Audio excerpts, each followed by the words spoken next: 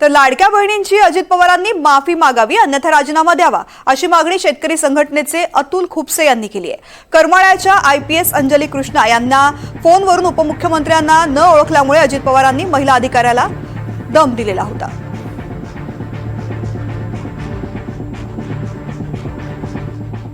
Speaker phone करून गावात एकत इज्जत मानहानी होत असेल आणि त्या ठिकाणी गाव हुर्रे म्हणून जर पुन्हा त्रास देत असेल आणि त्यांच्यावर गुन्हा दाखल होत नसतील तर येणाऱ्या 11 तारखेला 8 दिवसाची मुदत देतोय। 8 दिवसात गुन्हा दाखल नाही झाला तमाम लाडक्या बहिणीची आणि महाराष्ट्राची माफी अजितदादांनी मागावी, स्वतःचा राजीनामा द्यावा, मुख्यमंत्र्यांनी राजीनामा घ्यावा आणि ह्यांच्यावर गुन्हे दाखल व्हावे। गुन्हे दाखल नाही झाले तर आम्ही 11 तारखेला कलेक्टर ऑफिस समोर मोठ्या प्रमाणात मोर्चा काढतोय।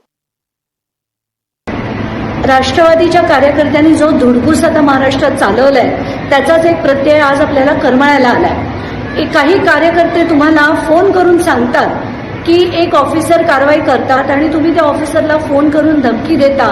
अतिशय शॉकिंग आहे। ती यंग ऑफिसर तुम्हाला काही प्रश्न विचारते तर ते तुम्हाला झोंबतात, त्यावर तुम्ही त्यांना आणि धमकी देता की तुझं डेअरिंगच कसं झालं। मी उपमुख्यमंत्री बोलतोय।